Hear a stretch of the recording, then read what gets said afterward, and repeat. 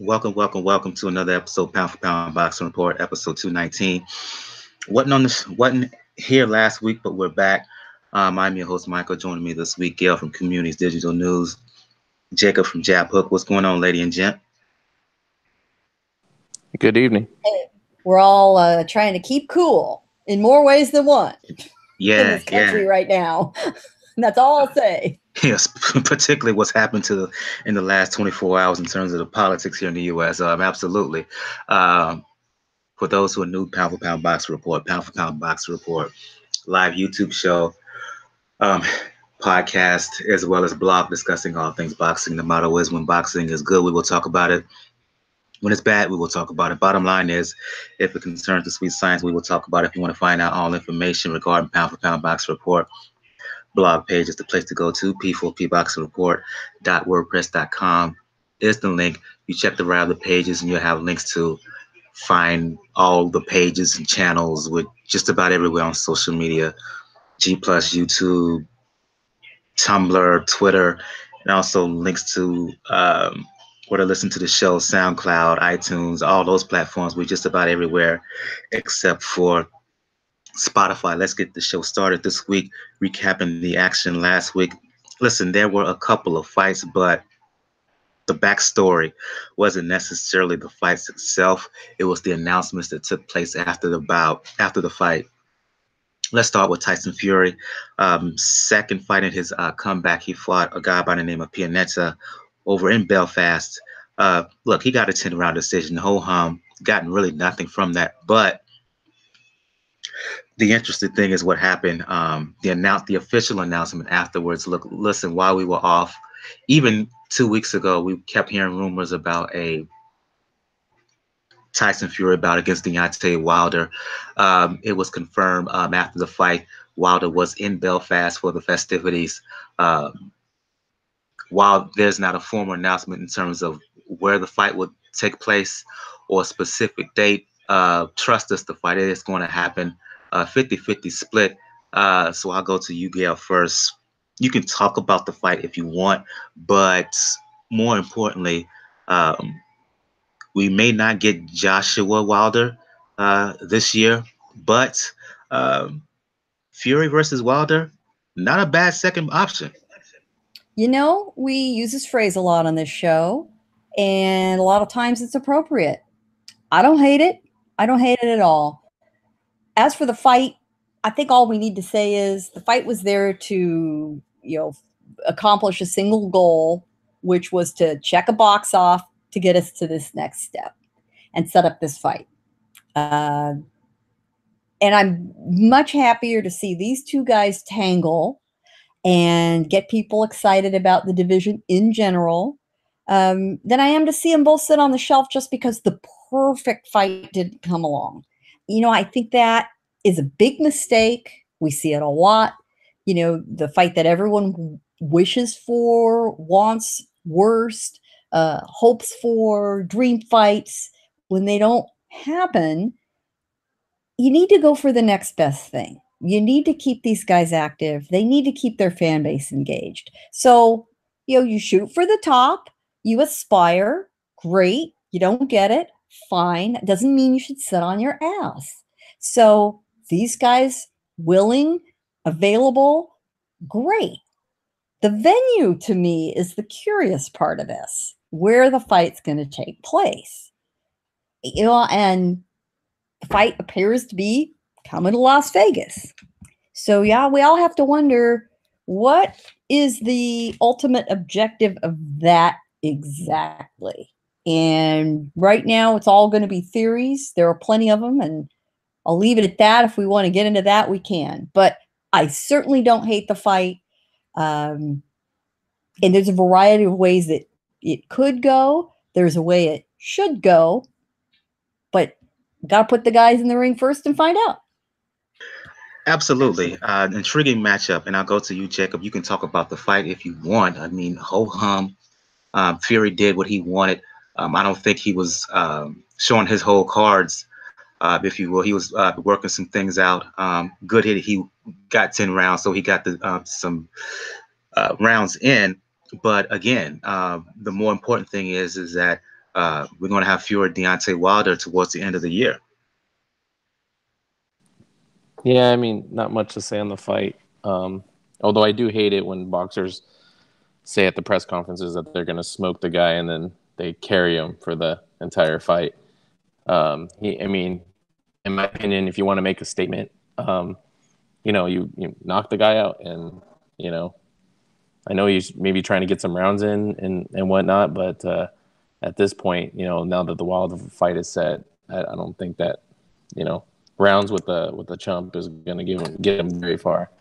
As far as the fight, it'd be curious to see where they're going to have it. I think Vegas might be a bad idea for Fury's sake because of the drug problems that he's had. Deontay Wilder is the champion, so he should get some leeway there in the sense that maybe give him choice if he wants to do it somewhere else. But I don't think at this point either guy really cares. They just want to get the fight on because the Joshua fiasco never happened, and I think. I mean, a lot of people are saying it's going to be an interesting fight. I don't think so. I've never been a big Fury fan and really saw that he had, the immense talent that he touts.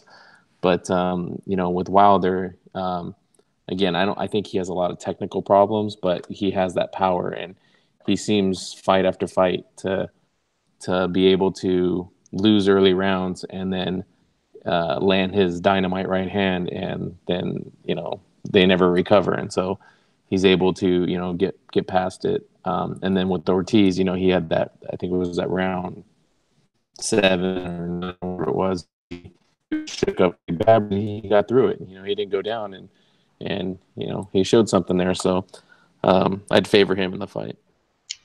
Simple question, Gail and Jacob.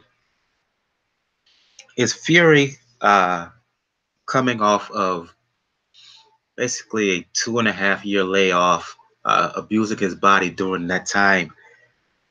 Do you think he's ready in only his third fight, less than a year into his comeback? Do you think he's ready for Wilder? No, not truly, but I'm not sure there's a lot more he can do. I mean, how much more is the guy going to hone his craft, change his style at this point?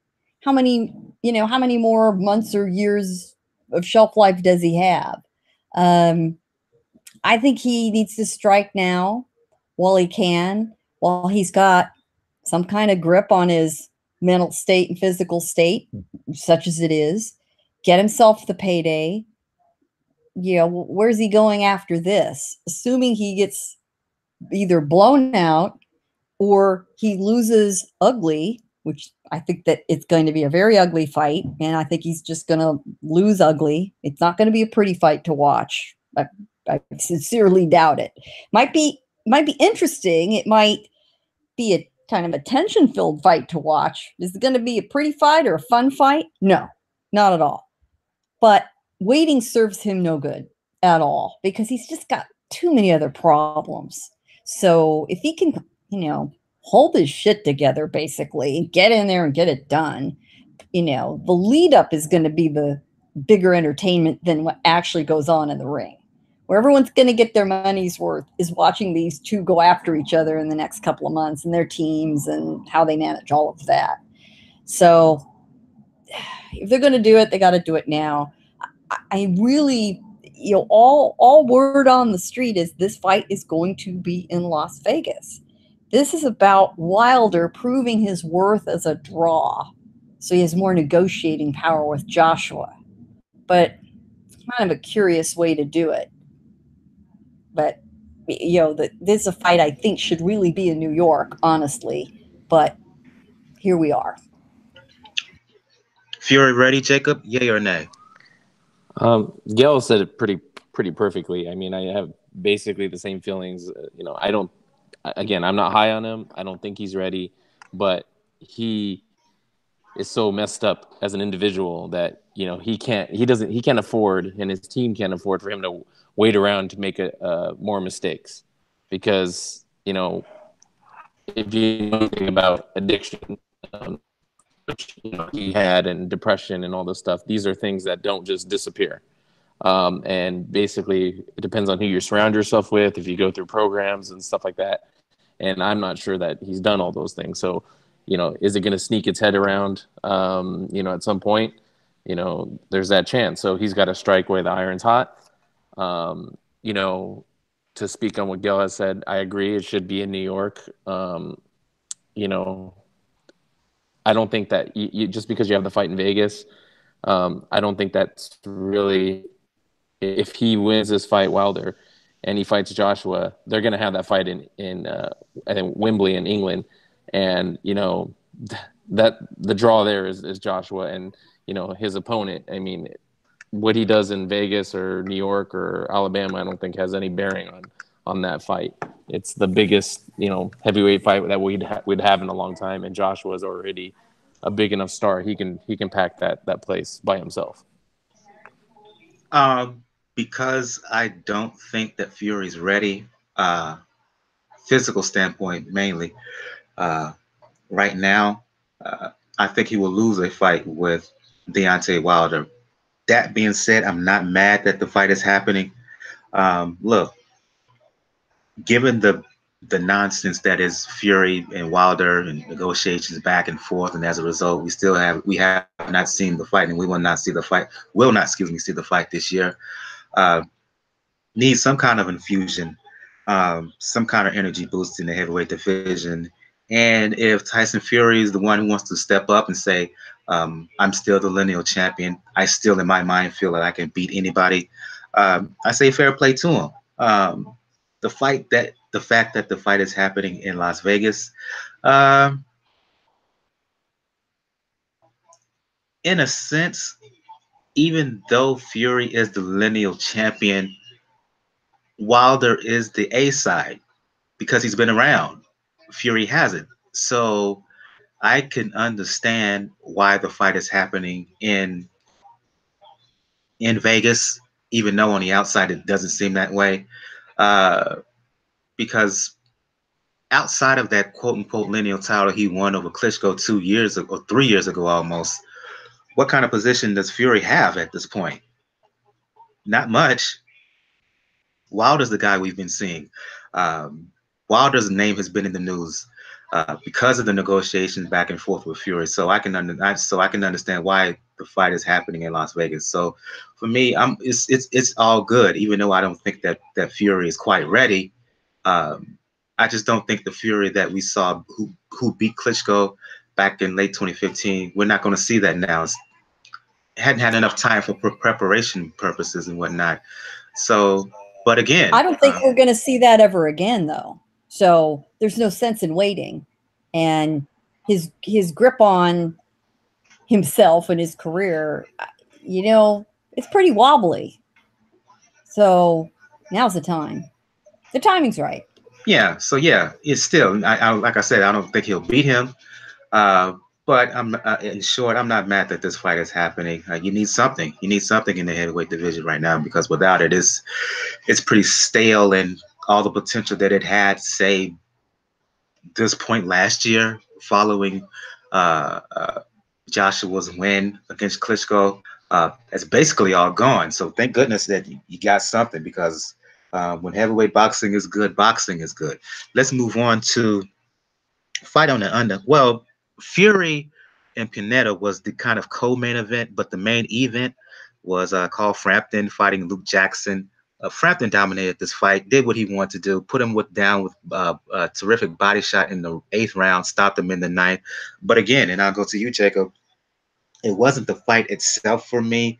It's what the announcement afterwards is, and that is that Frampton is going to fight Josh Warrington next for the IBF belt at 126 pounds. So you can talk about the fight if you want, but talk about the fight upcoming with Frampton and Warrington.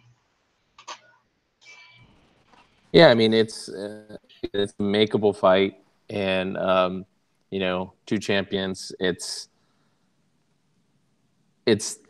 makes business sense, and it makes in their, I guess you can call it, domestic hotbed of their division there. It makes sense. You know, I think they can, you know, get a pretty nice payday, you know, unify titles, and then, you know, you want to get another shot at, you know, Santa Cruz for the rubber match. So, you know, this kind of prepares them for that, you know, and I know Gail's going to agree with me on this. It's, you know, keep the fighters busy.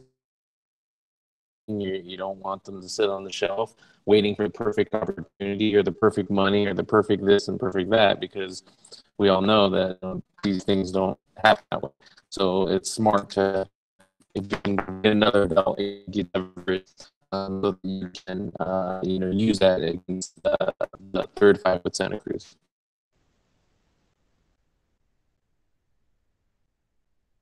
Oh, I'm sorry, I'm on mute. Your mic was going a little bit in and out, Jacob. So I don't know if there may be some technical issues on your end. I saw Daniel's in the conversation. I'll bring him in right quick to catch him up.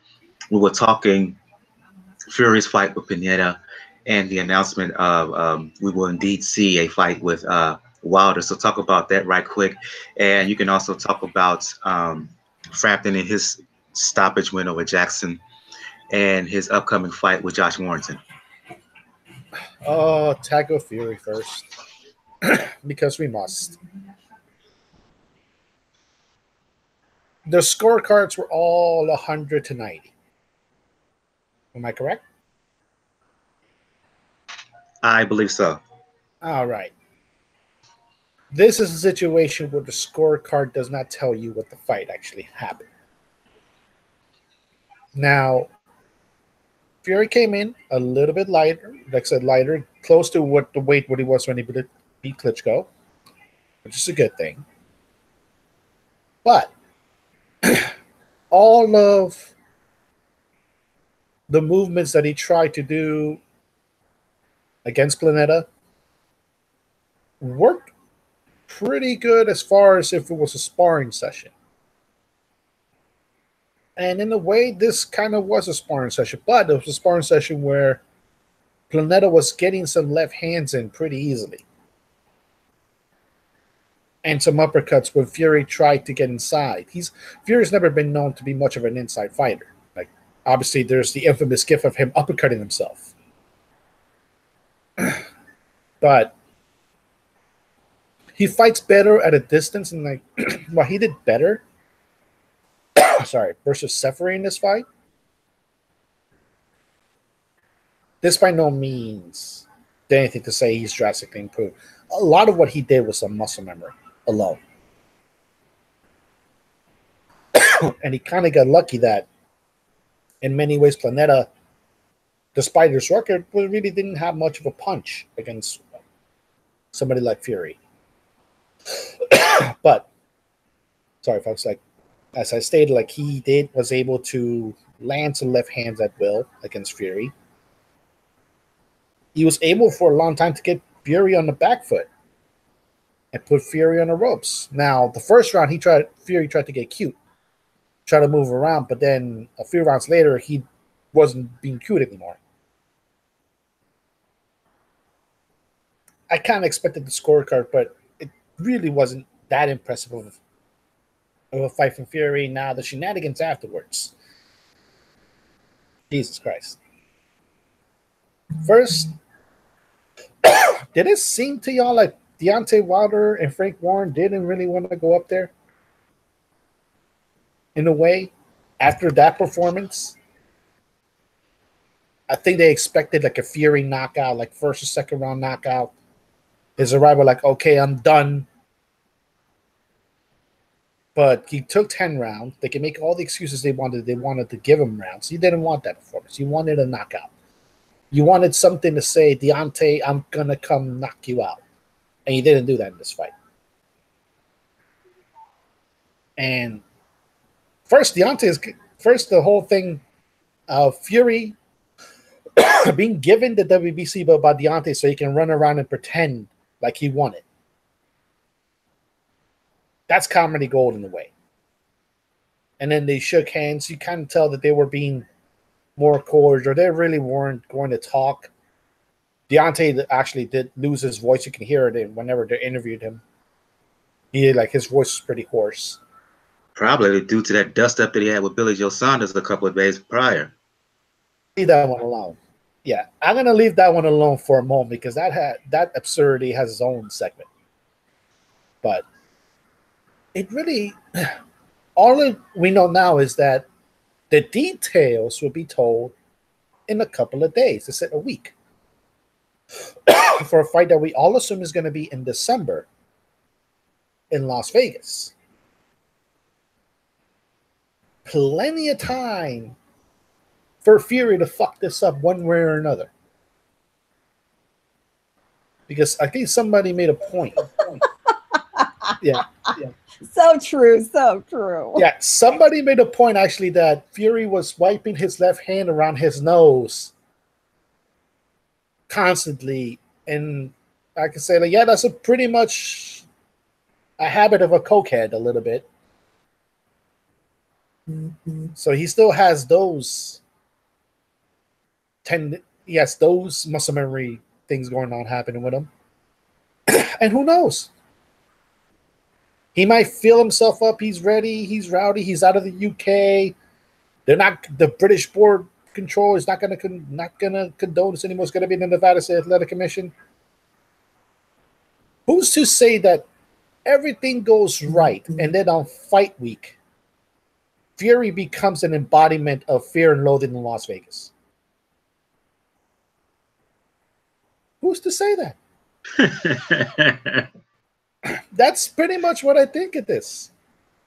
To me, this is just Frank Warren in a way, poking Eddie Hearn, poking Anthony Joshua, and trying to say, see, I made particularly Eddie, not so much Joshua, particularly Eddie. Look, I'm making the fight you're too scared to make. And I'm making it with a coke fiend. I sense some skepticism on your part in regards to this fight.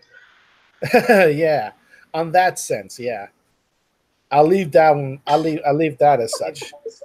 I have had to mute my mic this entire time because I am laughing so damn hard. Now I'm back to mute. Yeah, and this is me being sick right now, so I'm not even at 100%. But the Frampton fight, it went a little longer than I thought it would, but it provided a good result. Now, Frampton got put in some work. He did really good job in there. What I find interesting is they already had the fight lined up with Warrington almost immediately, when this technically gave him the opportunity to challenge Oscar Valdez. And Oscar Valdez, mind you, that is going to go, if you make the fight, is going to go through with a completely new training camp, complete new team. Not Manuel Robles anymore. But I'm not surprised it is a Frank Warren card. He's going to try to keep as much money as he can within the UK. And that's where it is. It's a decent fight. It's a good UK fight. It'll keep all the money in the Frank Warren, Box Nation, I think. Box Nation or BT Sport family in a way.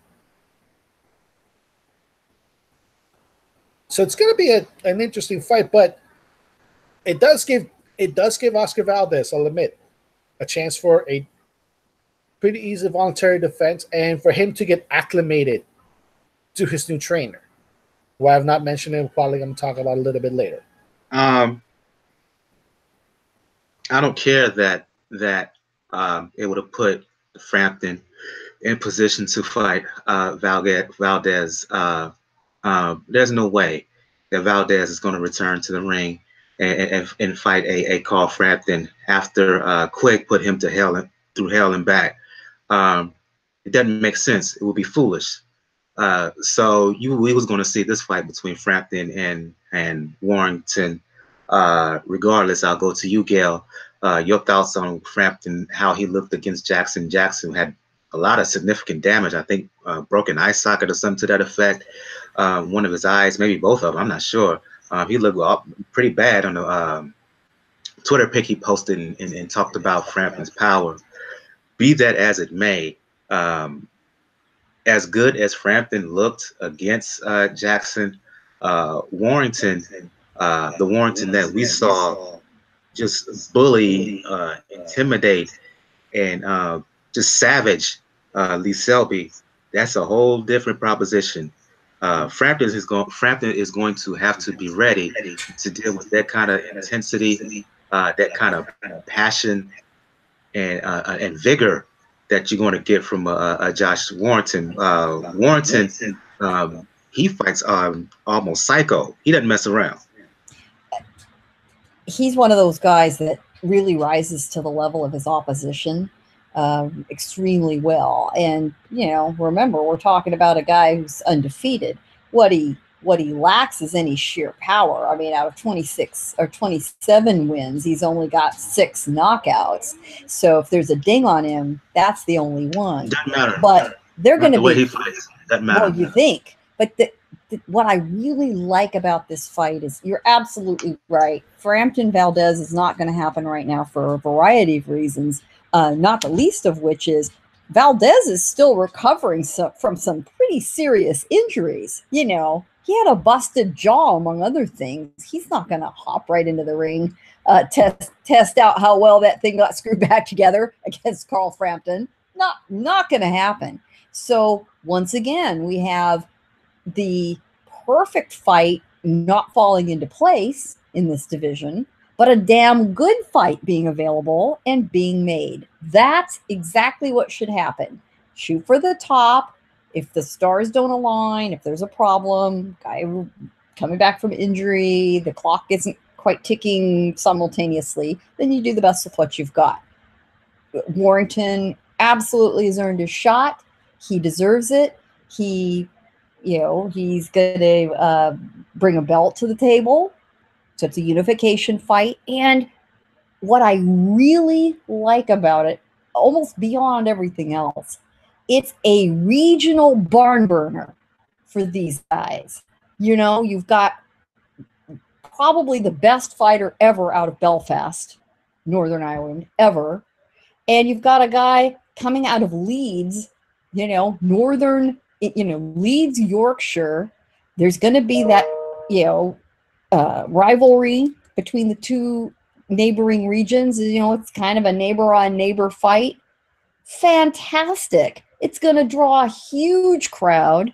The crowds there are crazy enthused. There's just nothing not to like about this fight. It's the right fight at the right time in exactly the right place for the right reasons. I love it. Don't know if you guys saw, talk about another fight on this card. Cristofer Rosales defeat Paddy Barnes. But if you did, give some quick commentary on, I'll just put in a quick word or two for those who thought that Rosales' win over Higa earlier this year, I believe it was either a fluke or him just taking advantage of a overweight, a weight drain, Higa, and that's true to some case. He proved it. He proved at least he's a justified champion against Barnes, highly decorated amateur career. I know some folks who felt that Barnes was going to win, but Rosales dominated this fight. Put Barnes down with a wicked body shot at the end of the 4th round. Barnes was not able to recover. So for anybody who saw that fight, a quick word on it, please.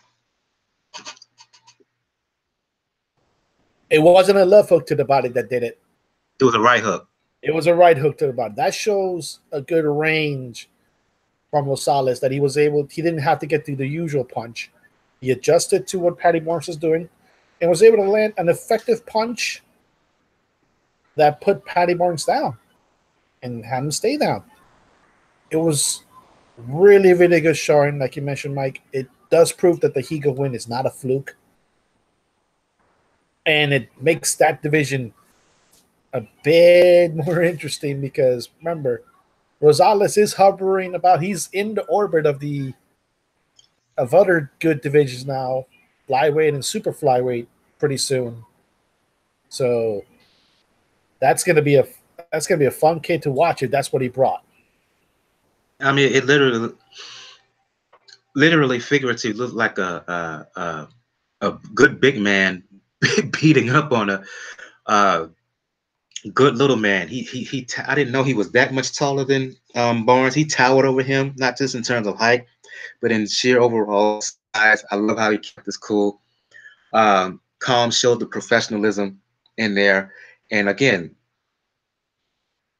did what a suppressed professional is supposed to do uh, against a guy who's talented, but in hindsight may not have been ready. Gail, Jacob, if you were able to see the fight, a quick word on it, please. Great fight. You know, sometimes a guy rewrites the script. You know, Rosales was not supposed to win. Paddy Barnes was supposed to be, you know, being moved up the ladder. You know, you could see this progression of fights all planned out. Oh, whoops. You know what? The opponent had another plan in mind. You know, he came to fight. He decided that, you know, that he wasn't there to simply read his lines and play a role. He gave it a shot, and good for him. That's the way boxing is supposed to happen. You know, we get very sort of lazy in our mental approach watching some of these fights with, yeah, okay, here's an opponent that's just being teed up for a guy. And we see it a lot. We just talked about some fights that were not blatantly in that category, but yeah, everybody knows how things are supposed to turn out. And from time to time, a guy says, no, I want my piece of this too. And I'm going to give it all I've got. And once in a while, they prevail. And good for Rosales. Did you get to see any of the bout, Jacob? No, I missed that one. Okay, let's move on to you know, I am going to interject. Ahead, I am going to interject. And Daniel alluded to this a little bit. The way that body punch was delivered was just beautiful. You see a lot of the left hooks to the liver, which are great. You know, my favorite knockout punch, if I've got to name one, is the left hook to the liver. But this one was delivered straight to the torso, pretty much right to the center. You know, that takes some really good adjustment and spatial awareness to get that punch in. You know, when you are an orthodox fighter and a guy is moving in the other direction, and, you know, maybe there's a little bit of luck sometimes involved in landing a shot like that, but it was impressive and makes me want to see Rosales again. And as Daniel noted, he puts himself in position in the flyweight, junior bantamweight, or superfly, however you want to call it, landscape. You got Tanaka, who's going to fight Kimura next month. I would love to see a Rosales fight against the winner of that. And you got Superfly 3 that's happening September 8th in Inglewood. You got Ioka. You got Estrada. Roman Gonzalez, I believe, is going to fight on the Triple G Canelo undercard. Correct me if I'm wrong, folks. So you got him out there too. Yeah, he's confirmed for that. That is correct. Yep. You got Ancanyas at 15. You got Nietes, who's fighting for a vacant belt at 15. So Rosales, with this kind of win, puts him right in that landscape. Let's move on to ESPN fight that took place in Atlantic City. Brian Jennings fought DImintrenko, and DImintrenko, I believe in round 4, I want to say, put Jennings down with he just caught Jennings in a vulnerable spot above the head and behind the ear area. But in spite of getting knocked down, that seemed to wake Jennings up. He picked up his level, went to body and head of DImintrenko. And look, the thing is, Daniel, the reputation for DImintrenko, you put any pressure on him, start landing some good shots on him, and then DImintrenko finds a way to fold. As Jennings stepped up, DImintrenko, his activity to me seemed to lessen. Jennings kept coming on, and eventually knocked DImintrenko, put him down, I want to say, in round 8. Put him down twice more in round 9. A lot of people felt the stoppage was quick. I wasn't one of them because I didn't think DImintrenko. I thought he was done from a mental standpoint. Your thoughts on Jennings' win over DImintrenko, Daniel? That is the dossier in DImintrenko in a way. And we have to remember, ESPN hyped him up like he was trying to say he was thought to be an heir in Germany to the Klitschko's. But that's been his whole thing throughout his career. If you show that you not only A, can take his punch well, and B, are able to come back with it in kind, with nothing not less than the fluke, he wilts. That's what happened. Jennings got knocked down. You mentioned it, vulnerable spot, but Jennings being the caliber fighter that he is, which you can say right now he is in the fringes of contention, stepped up and was able to knock him down 3 times. I didn't think that stoppage was early. Now, I'll give it to Atlantic City. Like me and Gail just came back from here a couple weeks ago. So maybe the area was still a little bit high of how Kovalev Alvarez ended, and people wanted to see that again. But no, there was no need to go into that fight. He could have whined all he wanted about and he did in the post-fight interview. You should have let me continue. I wasn't really hurt. No, you were gonna fall down eventually. And like I said, Brian Jennings just puts him in the periphery of contention for Anthony Joshua. It may get him attention. Like I said, should Fear and Loathing in Las Vegas featuring Tyson Fury happen, if he stays in the gym and suddenly Wilder needs a last-minute opponent, that puts him in the perfect light for that. I understand the Brazil situation, but we have to remember, originally, when Wilder won the WBC title, Jennings was technically his mandatory. It wasn't until the Jennings took the Klitschko fight that the fight didn't wind up happening. So, like I said, there may be a chance of this fight happening this year. We just have to see. Go to you, Jacob, then you can follow up Gail. Your thoughts on Jennings' stoppage win over DImintrenko, and where does this put him in the heavyweight landscape? I'm a huge Jennings fan, and I thought the shot that he got caught with was, he was just had bad positioning, and it kind of just like pushed him down. I didn't think it was really like a damaging shot, but I for one didn't. I thought it was kind of an early stoppage in the sense that, if he gets up, quick enough, I don't think that would change the result of the fight. But if he gets up, then see what he can do. Look into his eyes. If he's wobbling around, then you can stop the fight. But that's me. You could say the same thing for that the fight that was mentioned, Kovalev Alvarez, that second knockdown. I mean, he got his head got spun around, and they let that continue, even though it ended seconds later.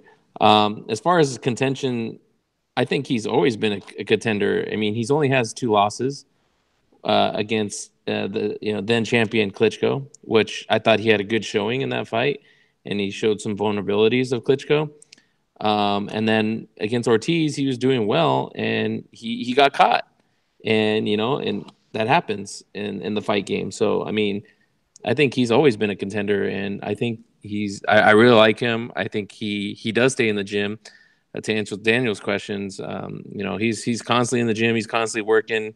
He wants to, he wants to fight for a belt. So I say he's earned it.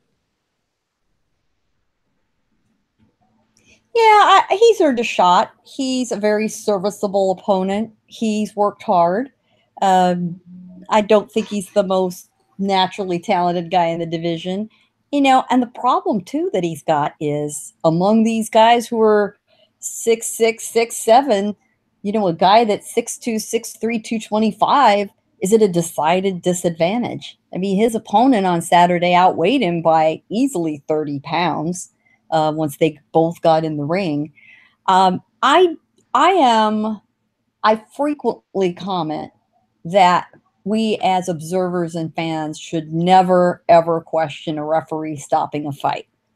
However, exception to the rule time, I'm not particularly troubled that the fight was stopped. I'm a little bit troubled in the way it was stopped. I do think the referee should have at least given DImintrenko the courtesy of a count and the courtesy of an assessment. And then if he wanted to wave it off, yeah, I'm good. And I do think he probably should have stopped the fight. But for him to waive it without a count at all, you know, I think the referee needs to take a little more time to look at the guy and assure everybody that he's given him a good, fair assessment, that he got a look, that he got maybe a few seconds to collect himself. You know, unless a guy is passed out cold, in which case, obviously, if he is not conscious to listen to the count, you don't need to administer a count. But DImintrenko was not in that position. And I would have liked to see that. I think the athletes deserve at least that courtesy, even if we know the fight's going to be stopped. So maybe I'm splitting hairs on this one, but I would have preferred him to at least give him a count, look him in the eye, and then wave it off. And we wouldn't be having the conversation if he had. I'm a little shocked, Gail. Yeah, you know, there's always an exception to the rule. You know, by contrast, 2 weeks before, wouldn't have troubled me in the slightest if Kovalev had been counted out and waved off at the second knockdown, but he was given a third. Wouldn't have troubled me a bit to see it stopped at the point of the second knockdown. He was in bad shape. I mean, I was very close. Daniel was there. He was in bad shape. That was, I'm going to give a long-time champion at the top of the division every chance and every courtesy to get his shit together. But that wouldn't have bothered me a bit because of the distress he was in. I just didn't quite see it with DImintrenko. And again, give a man who's at least conscious the courtesy of the count. Now it soothes. I think when they get in the ring in that position at this level, they deserve that. And there's a little bit of professional reputation cover as well when you let that happen. But in the end, did I have a problem with the stoppage was at that point of the fight?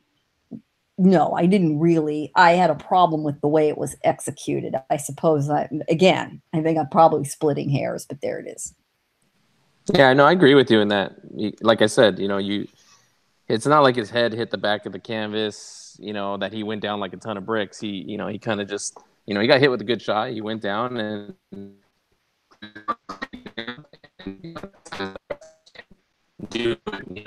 what he needs to do is, he gets up, or maybe he doesn't get up, I don't know, or he doesn't beat the count. But if he beats the count, you can see if he's wobbling around. You can look into his eyes and you can make your decision there. You don't lose anything, and so I agree with you. Let's move on to some news here. In the docket that I sent out earlier to you guys, I mentioned one story in the news, but I'm gonna go in a different direction. A bit of breaking news here. I believe on the last episode we did 2 weeks ago, we talked about Tevin Farmer winning a world title over in Australia, IBF junior lightweight, super featherweight, depending on however you prefer the division. To name the division, beat Billy Dibb in Australia. Well, a couple hours ago, news broke that Farmer first title defense is set. He's going to fight on the Billy Joe Saunders Demetrius Andrade undercard, taking place October 20th at TD Gardens in Boston. He's going to fight European champion James Tennyson. Your reaction to Tevin Farmer first title defense already lined up? Let's see. How do I execute the slow clap over here on the podcast? How do I do that? You know what? You're a young guy with a title and you're staying busy. What is not to like about that? Bravo. More importantly, Gail, the thing is for me is that Matchroom Boxing, Eddie Hearn decided to pick Tevin Farmer up and put him on his card. That's right. That's so right. That's the interesting note to me.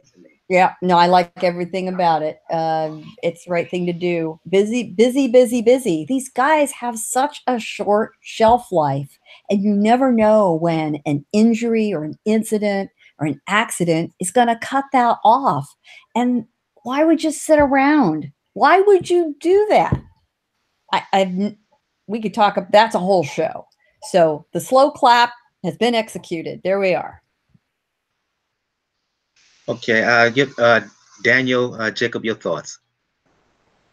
And let me say that in addition to that, Scott Quigg apparently will be fighting on the same card as well.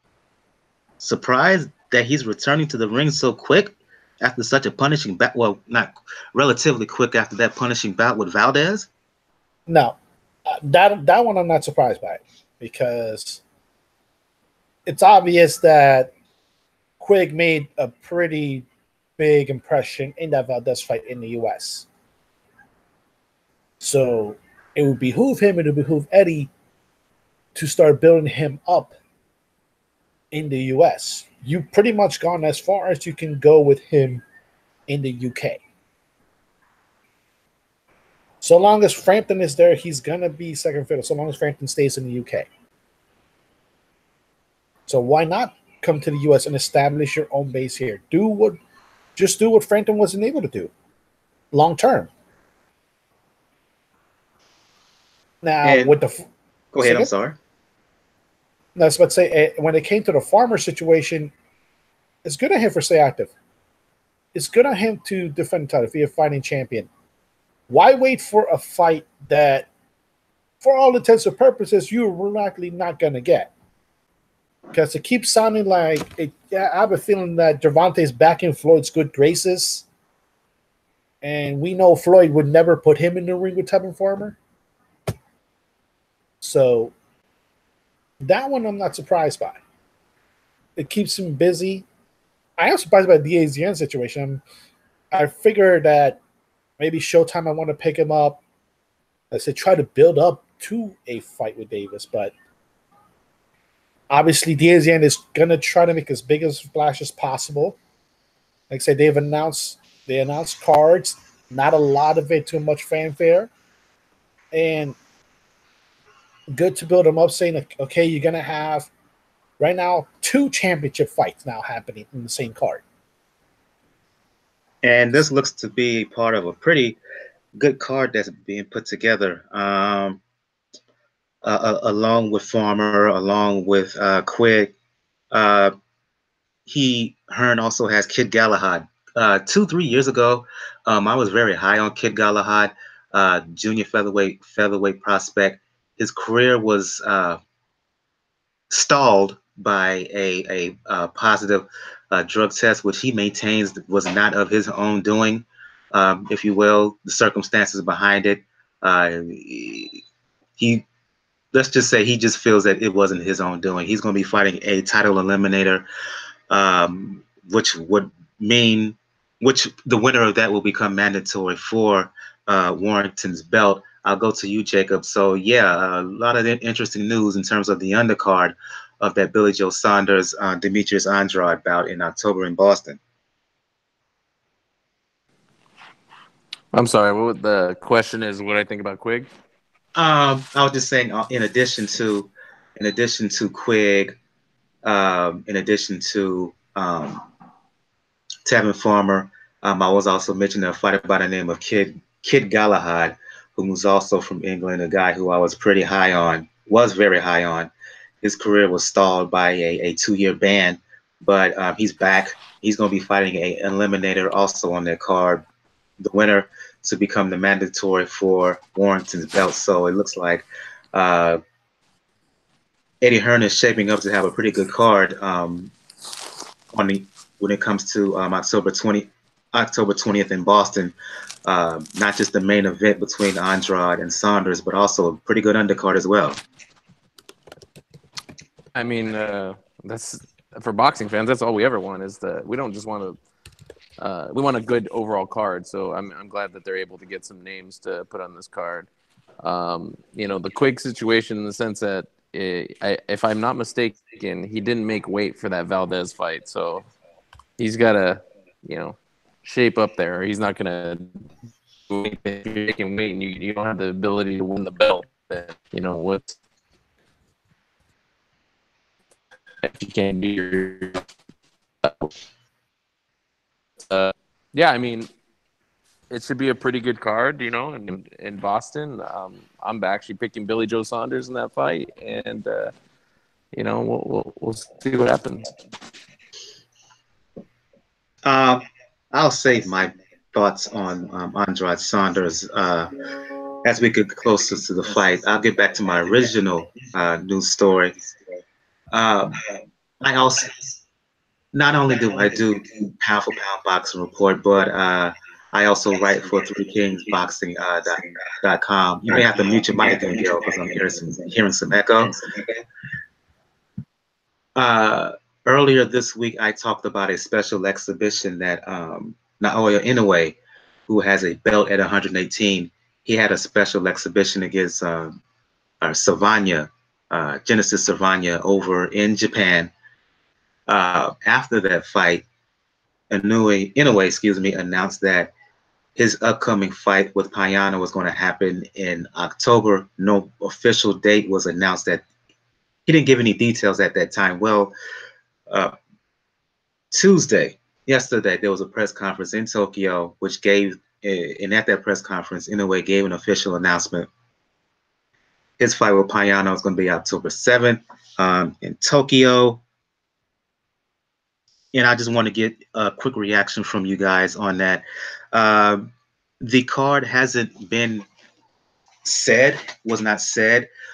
Don't know who's going to fight on that undercard, though there are rumors that on the undercard of Inoue Payano, which is going to be part of the World Boxing Super Series Bantamweight Tournament, they may be in an additional World Boxing Super Series tournament as super lightweight, a clash between Kiro Relic and Edward Trojanowski. Rumors about that being said, rumors about that fight on that October 7th card, don't know of yet. Give you details in the future. But again, I'll just open it up for everybody here. Thoughts on Inoue Payano October 7th in Yokohama. I didn't think the fight would happen in Japan, but apparently it is. Payano must really want a shot at him, or else the terms are so lucrative he, couldn't turn it down. Once again, theme of the show for me, applause. These guys are staying busy. They're making deals, making fights. I like it.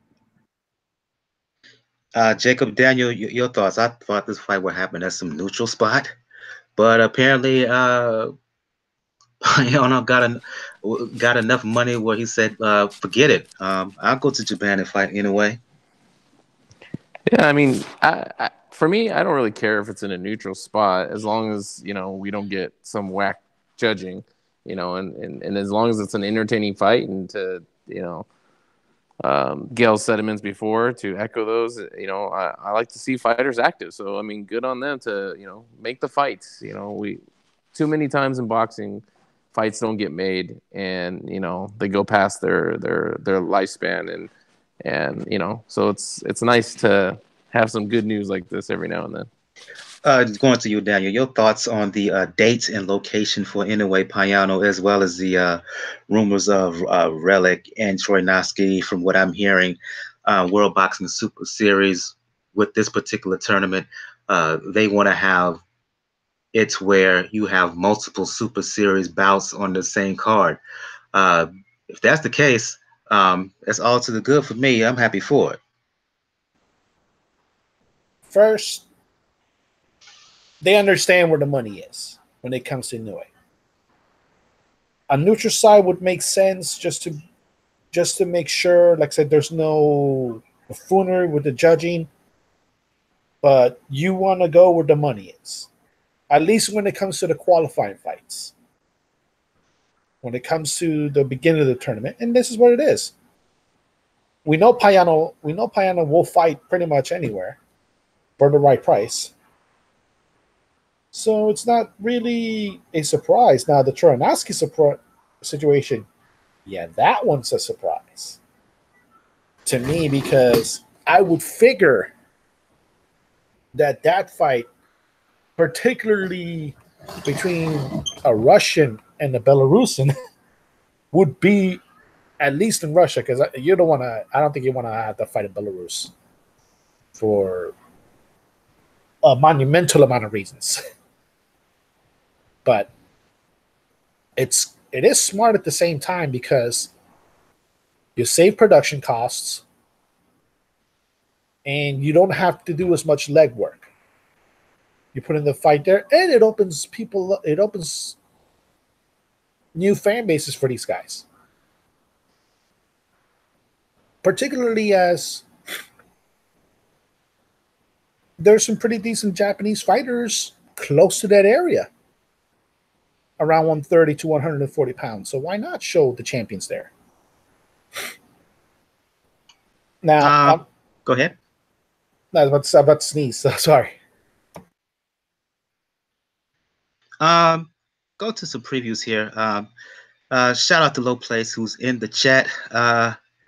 He was asking about the PBC card with Willie Monroe, Jamal James, and whatnot. I wasn't going to talk about that when previewing the fights, but since he asked, going to give the opportunity to talk about it now. For those who are interested in that PBC card, taking place Friday in Minnesota, I believe. Your thoughts on that, Jamal James? Pretty good welterweight prospect, Willie Monroe, who's been around at middleweight, junior middleweight. Your thoughts on it, please. The best thing about the card to me is the location. Getting fights out around the country with local fighters. Caleb Truax of Minnesota is on the card, so that's important. Hometown guy. The more that you could do that, the better. Is this a card that's going to set the world on fire? Nah, it's not. But it's a card. It's guys who are going to provide some entertainment. They're fairly well matched. And it's outside LA, Las Vegas, and New York. Again, I don't hate it. I have no problem with that. It's kind of the right level guys with the right ties to the region on a good date leading into a holiday weekend. No complaints here. I think you're going to see some maybe just better than journeyman level fights. But Monroe, Truax, these guys have been in with bigger names.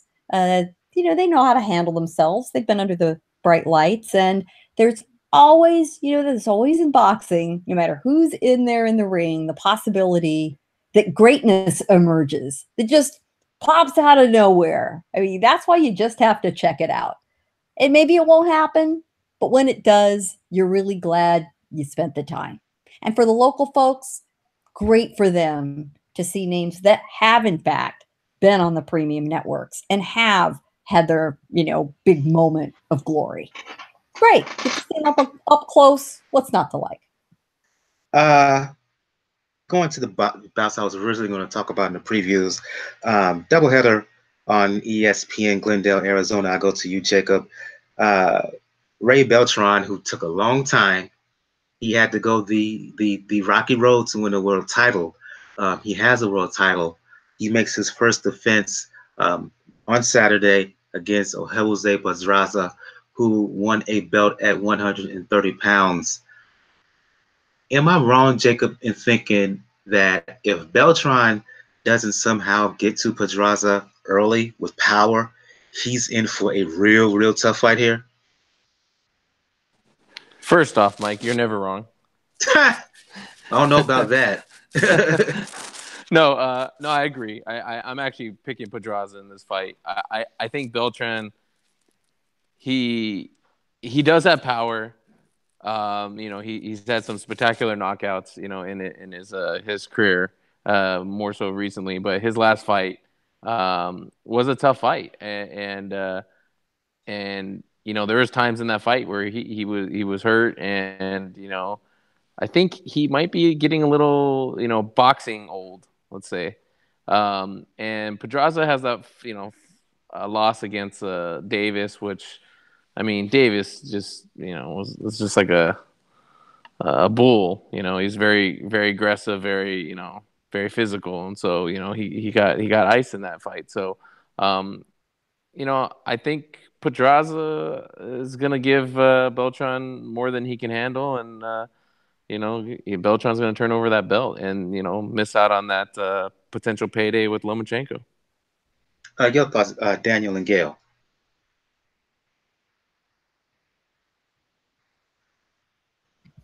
Beltran has. Oh, go ahead. Go ahead. I was sneezing. Sorry. Got some allergies going on there with you, man. Maybe you picked up something in Atlantic City. I don't know. Could have happened. Beltran has a great personal story, as we all know, you know, and he's had his issues. So he's certainly written quite the drama in multiple chapters up till now. This puts him, you know, on an A side, once again, in front of a regional hometown crowd. You know, Pedraza should give him a good fight. That one should be darn good entertainment, especially at the level these guys are fighting.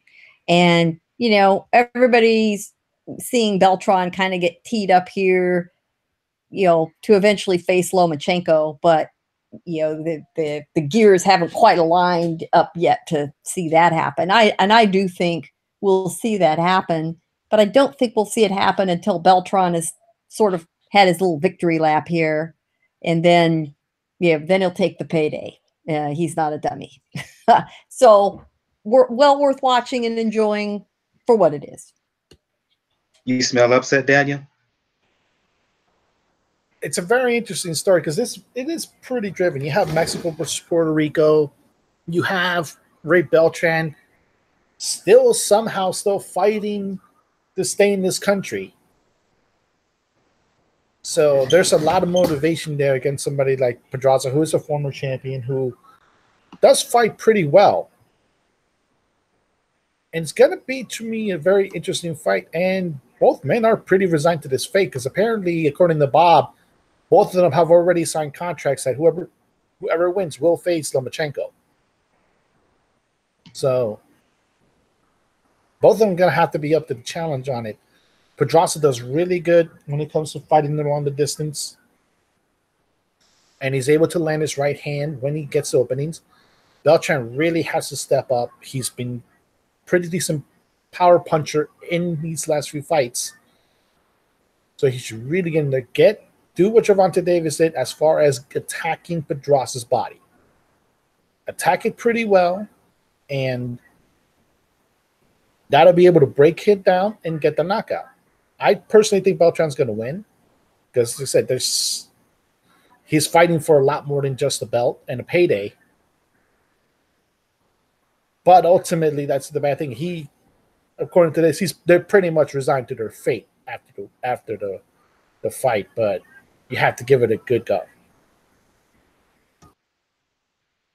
On the undercard, well, let me just say, are you picking the upset? No. It's going to be a close fight. I just think that at some point, Beltran is going to catch him, find a way to get to Pedraza's body. Beltran, he doesn't have power just to the head. He has power to the body as well. And I think he's going to find a way somehow to get to Pedraza's body and slow him down and catch Pedraza with power. He's going to have to if he wins this fight, because he can't sit there and beat Pedraza in a boxing match. And I know.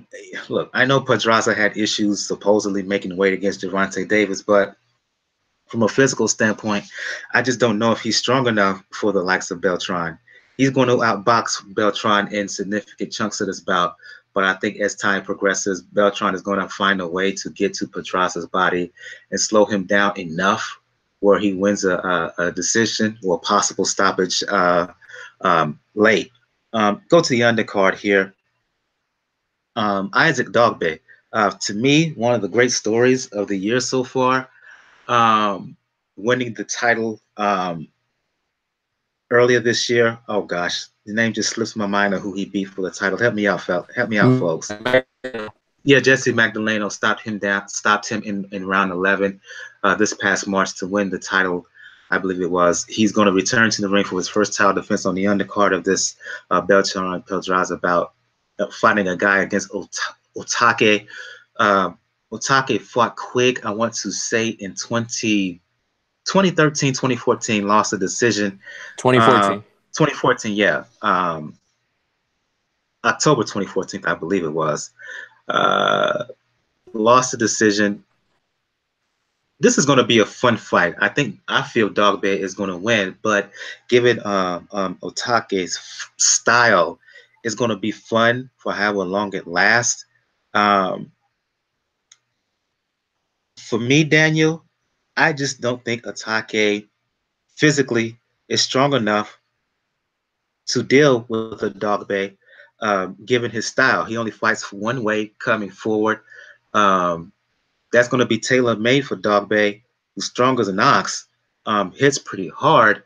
Otake doesn't have the power of Magdaleno. So, yeah, I think that this is going to be Isaac Dogboe's fight. No doubt. Your thoughts, Daniel? And I see both from Truth and Facts About Sports is joining us. Thanks for joining us, Bo. But first off, Daniel, your thoughts? This is pretty much it. This is a showcase bout in a way. This is to put Dogboe back into the consciousness of the boxing fans. Make sure that the buzz from the way that he beat Magdaleno doesn't really go away. And it's a really, really good way to build up for the fight coming up, when his fight's coming up in the future, because 122, it gets pretty hot right now. And I'm pretty sure the fight that probably would be easiest to make for him if it comes to unification, Ray Vargas. If Ray Vargas stays in that weight class. And that'd be a fun fight to do, because we know Ray Vargas, if he get him to bang, he's going to bang. So that'll be a fun fight to do, but it's a showcase bout for Dogboe. We know this. It's something to make sure that the fans remember him and to put a really good smile on his face, because obviously this is going to be a fight that, depending on how it shapes up, may actually steal the thunder from the main event as far as highlights. I see Bo from Truth and Facts About Sports join us. I'm going to go to him right quick, give him time to catch up on what we're talking about. Right now, we're talking about Isaac Dogboe in his fight against Otake. We just finished talking about Beltran and Pedraza. Give you an opportunity to talk about those two fights and want your opinion on a couple of other fights that we talked about earlier, namely Tyson Fury, his fight against Pianeta, Frampton, his fight against Jackson. Not just the fight itself, but what's upcoming for both. Your thoughts on that, please. Tyson Fury versus Pianeta. It was I know a lot of people want to criticize and say it was a boring fight. Of course, I think Fury was just trying to get the rounds in. That's really what he was doing. He was just trying to get some rounds in. I don't think, me personally, Pianeta is the kind of guy that you have a measuring stick for what his performance is going to be against Deontay Wilder, because it's totally different. He's smaller, arm reach is the same, and his power isn't there. So I think he actually, in my honest opinion, did good getting those rounds in. Knocking the guy out in 4 rounds when you just come back, sometimes going more rounds is actually what helps you with some of the things, because one of the biggest uphill battles for him is going to be going into training camp, and he's going to have to try to lose weight if he wants to get back into the shape he was when he fought Vladimir Klitschko. So you don't want to spend most of your training camp losing weight. It takes away from your ability to be able to train. So And then the upcoming bout, of course, with him and Deontay Wilder is it speaks for itself, because everybody was assured that Wilder was going to be fighting Dominic Breazeale, and it was a fight that a lot of us, and I know myself, I didn't care to watch. So to see him going after, to see the fight with him and Tyson Fury to actually take place, I think it's better for Deontay, and it's actually better for boxing. So, and at the end of the day, they had to make a move like this because Joshua's fighting. Like, you got to keep over what Joshua's doing, and you got to make these kind of moves. So we asked him to do it, he did it, and I give him credit for that. What was the other one? Frampton, his fight with Campbell, and more importantly, his upcoming bout with Warrington. And I've said it earlier, and I'll say it to you now. As good as Frampton looked against Jackson, he's going to really have to bring it, given what we saw from Warrington against Selby. Warrington, the intensity, he fights like a bit of a madman. And if Frampton doesn't come in from a mental standpoint and bring that same kind of fire, he's going to be in trouble against Frampton's going to be in trouble against the likes of Josh Warrington. Yeah, you know what? And I have to agree with you. Josh Warrington is one of those guys who have been kind of living in the shadows of a lot of these guys in that featherweight division out of his country, like you said. So that fight with Lee Shelby, he had been foaming at the mouth for that fight. You go back to when he fought Kinky Martinez, or when he fought Dennis Ceylon, he's been chomping it. He's one of those guys that we was talking about, like a later Alvarez. He had been fighting some of these fights, getting himself well prepared and conditioned for when he got in there with the Lee Shelby. And I'm with you. He get in there with Kyle Frampton. Given what I saw from Kyle Frampton, Frampton's going to have to dig deep, because I'm still seeing stamina issues. I'm still sort of seeing him getting caught with some of the same punches. Now, make no mistake about it, the guy he fought is nowhere near the level of skill as Josh Warrington. But it's going to be it's going to be an interesting fight. I think that Frampton does bring the power, but I think Josh Warrington is just probably an overall, in my honest opinion, he's just an overall better boxer. So that's going to be that's going to be an excellent fight. I actually can't wait for that fight. That's one of the fights on my calendar, because if Josh Warrington wins this, he can stake a big time claim as being probably one of the best featherweight UK fighters fighting.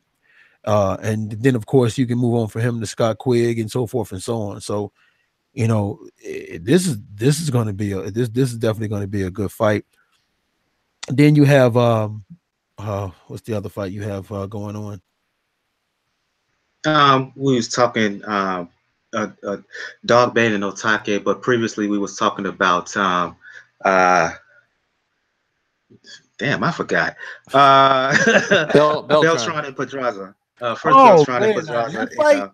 I like that fight. I really do like that fight.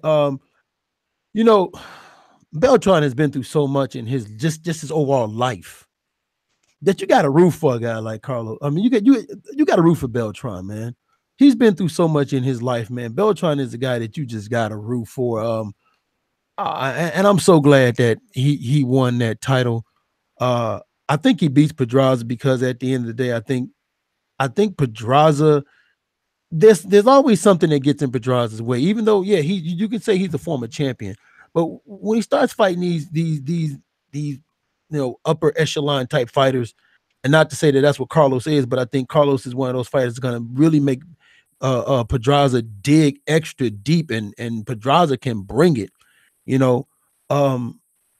I just don't see Pedraza at this phase of his career being able to beat Beltran. Beltran is just one of them that, Beltran is like he's like just a more grittier, probably younger version of Orlando Salido to me. He's gonna come, he's gonna fight, he's gonna give it to you, and he has probably a little bit more skill to go with that. So I'm excited about that fight, but I think Beltran wins that fight. And as far as Isaac Dogboe, man, look, Isaac Dogboe is going to be in some trouble here, man, with this guy Otake, man.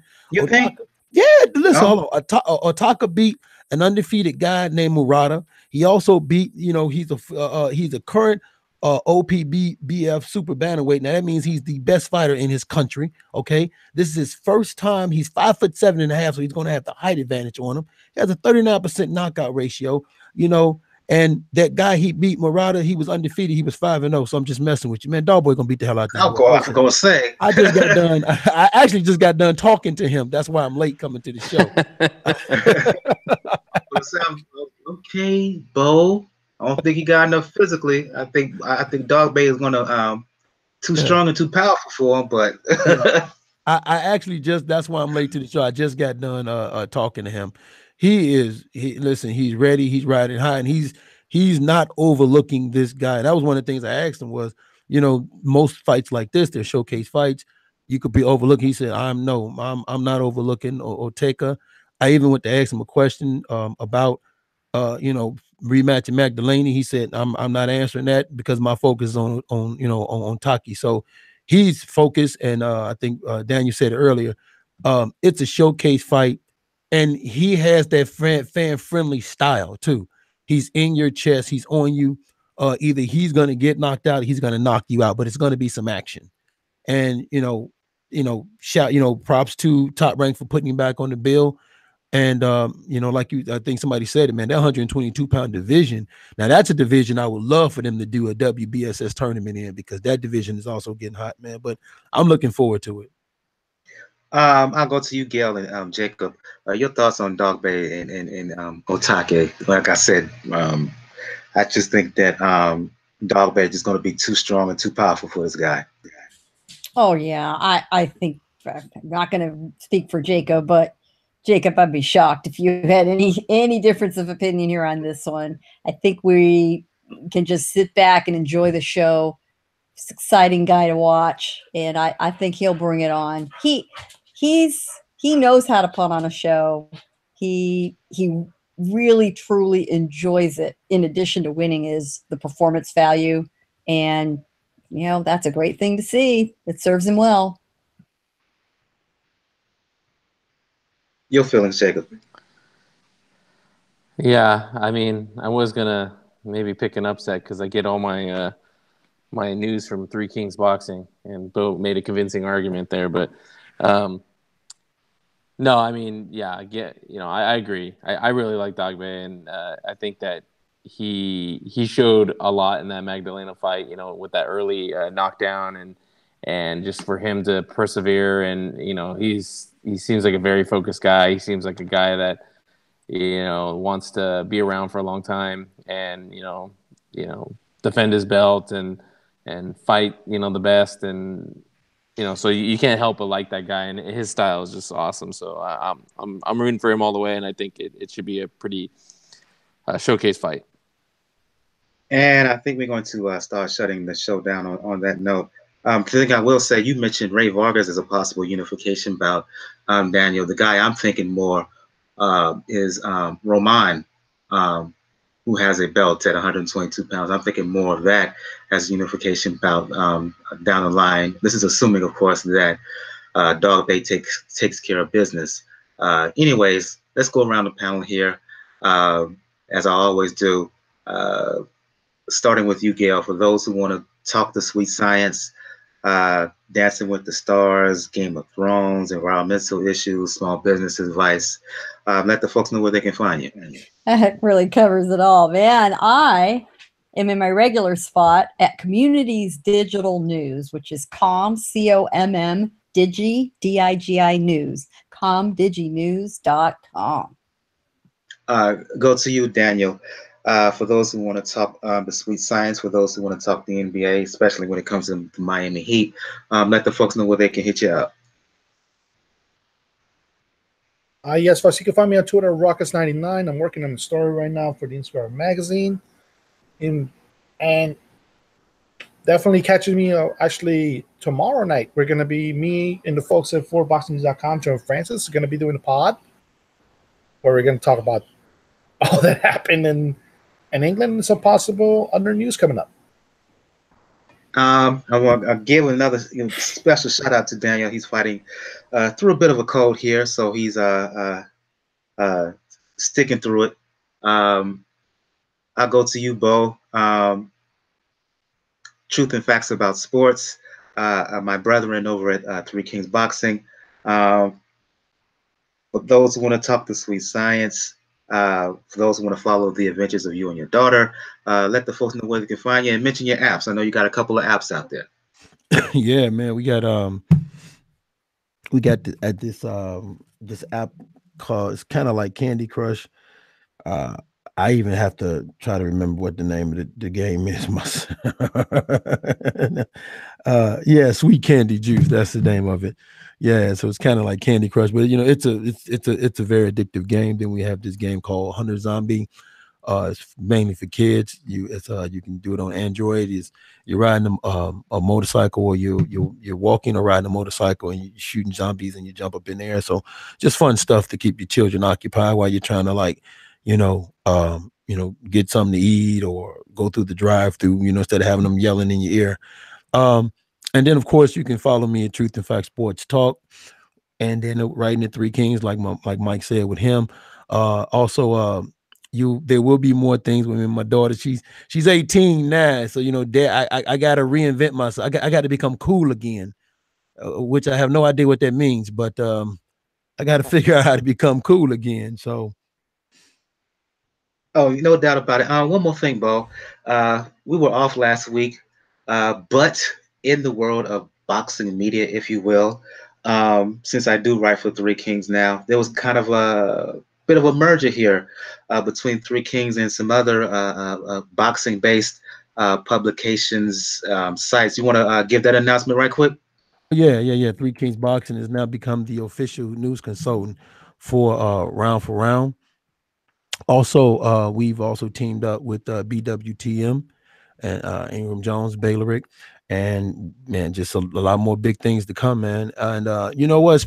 I want to special shout out to this whole panel of everybody being here, but especially special shout out to Gail. It must be amazing to be around, these three men, and then be surrounded by a king like myself.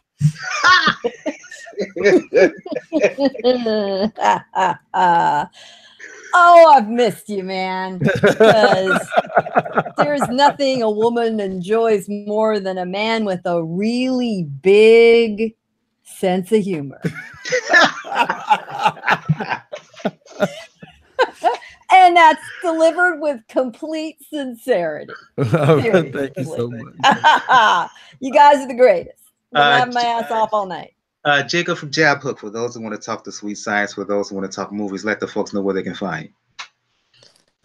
Yeah, I can be found on Twitter and JRATM23, and I'm actually recording an episode for my friend's podcast, Wrong Reel, which is about movies. It's actually a sports themed episode, specifically Ron Shelton films, which he was the director for Bull Durham, White Man Can't Jump, Tin Cup, and a bunch of other stuff. Yeah, you can find me there. You can follow him. It's a great podcast, and of course, like, subscribe, review this podcast here. Thanks for having me, like always, and it's been fun. Welcome back, man. Before I give my introductions, I kind of teased at this earlier. Since Bo is here and everybody's here, what was your reaction to the dust up in that restaurant over in Belfast between Daniel, one of Daniel's favorite fighters, Billy Joe Saunders, and Wilder? Oh, come on, Daniel. You got to be the first one to weigh in on Billy. Ho! I'll just say this. He's lucky he did that in the UK.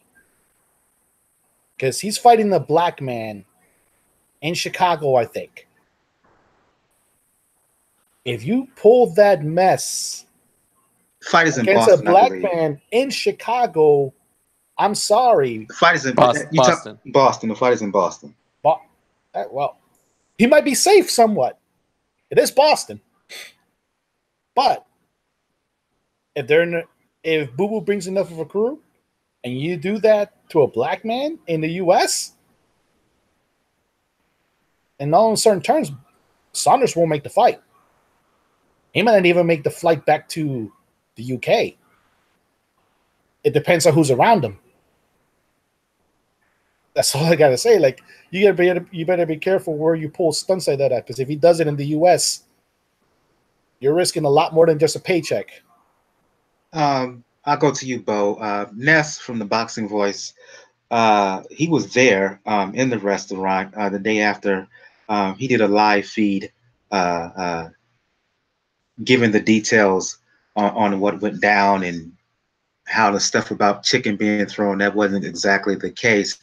But he gave his side of the story. Well, he gave his account of what went on. But your thoughts on that entire dust-up, Bo, and then you can follow up Jacob and Gail.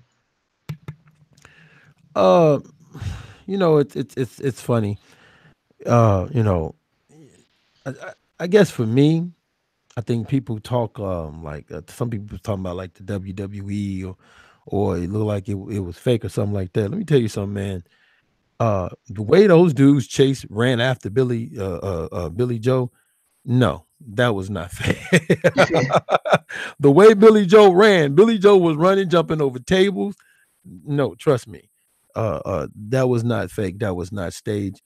But you know, the thing about it is that what it did do was it drummed up so much of an interest that everybody was waiting to see what would happen if Wilder was to have seen Billy Joe at the Ortiz. I mean, at the Fury fight, and then you had everybody talking about, well, isn't he fighting Demetrius Andrade? So now everybody's interested now to see what's going to happen and how he's going to look when he fight Andrade. So, you know, to a certain degree, I guess you got to give him props for, doing something like this and bringing that much attention to it. But also at the same time, you know, he better be very careful because, you know, Deontay Wilder necessarily, like Tony Bell, you said, and, you know, until he stood next to him and shook his hands, like, holy snap, nah, this isn't what I really want. So, you know, but, you know, also it goes back to something I said is, and I think I said this before, Gus, I said, you know, at some point, even though this is Wilder's guys that ran after him, I said, Wilder's going to have to get some of them guys hanging around him under control because, you know, you still running after somebody in their own hometown. Now, I know what Daniel was saying is he better not do it, but they better be careful where they do that at because they could do that at the wrong spot here in Chicago, which is what the Charlo brothers found out and wound up getting themselves jacked up, chasing after somebody and being set up like that. So, but, you know, all in all, man, it helped bring some attention. But at some point, these guys are going to have to be careful how they're starting to bring attention to what they do.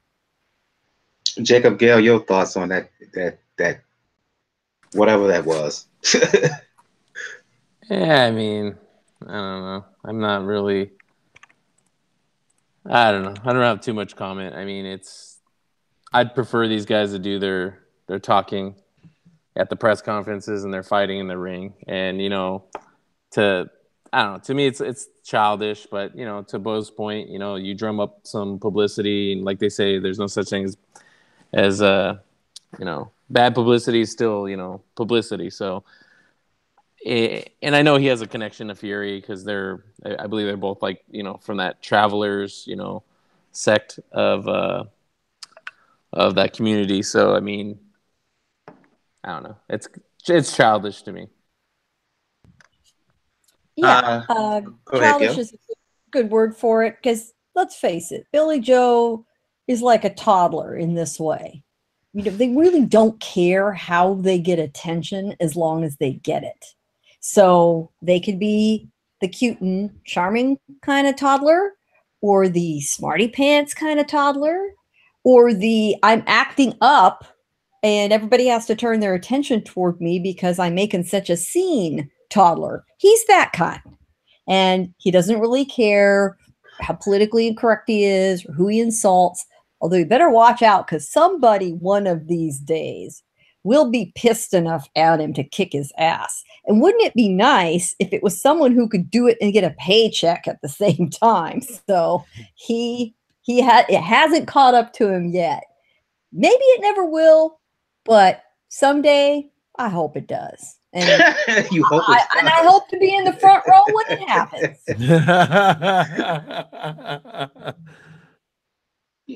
I just find it interesting that for someone who talks about being a traveler, that they're down for whatever, anytime, any place, anywhere, that when stuff really hit the fan, he ran. He ran. I can understand why he ran. It's a heavyweight. Well, he ran. Can't do nothing. He ran to protect his investment in himself. Yeah, But still, you can't talk about that being about that life. And it wasn't even Wilder who was going after him. It was another dude who was going after him. Yeah. All I'm saying is, one, if you're gonna talk that way, at least have some folks with you. Two, maybe it's best that you not talk that way because somebody's gonna call you out on it. I'm just saying. You're gonna talk that way. Watch who you talk around. I don't Watch think who you say that stuff to. Unfortunately, I don't think Billy Joe Saunders. He doesn't strike me as a thinking man, and he doesn't really think about what his actions are. I think he just kind of does things. Unfortunately, No, I think he's smart enough to know, like, at least his surroundings in the area, because in that sense, you're running unfriendly territory in your home area, and you're already in an area where there are already enough people that don't like Wilder because of his team shenanigans. Like, let's remember, like, his brother actually, I think, got in with EJ once. Yeah. So they already don't like him. So it's probably being the safer area. He says Wilder screws chasing me, they'll probably back him up just for the sake of the fact that we don't like Wilder. But that's the whole thing about it. What if he carries this into the US and thinking that, oh, let me do this in Southie Boston. I'll be protected by my Irish lads. I'm like, yeah, Southie Boston is Irish, but it ain't that Irish. I mean, why are you sitting there trying to troll and have a dust up with Wilder when you got such an important fight coming up? I don't get it. well, remember his son even hit the mongoose in the dick at their little weigh-in face-off. So I mean, they're to me they're just a bunch of hooligans, man. Who's to say? Like, remember, who's to say that given the traveler culture, that Saunders didn't do this? That Saunders did this at the behest of the Gypsy King. I'm not gonna go that far because Saunders he pops off at the mouth so much. It's just probably him. But again, A, watch who you say that to. B, you got to fight cut favorite. I know the fight is in Boston, but still, that's Andrade's turf. Andrade, when he's on his A game, he's no joke. Get yourself ready for that instead of going into a restaurant, kicking up dust with another dude who's not even thinking about you. He's thinking about a fight with Fury. Leave it alone. Just leave it alone. And I think I'm going to end the show on that note. For those who want to talk boxing with me, you know what it is on Twitter.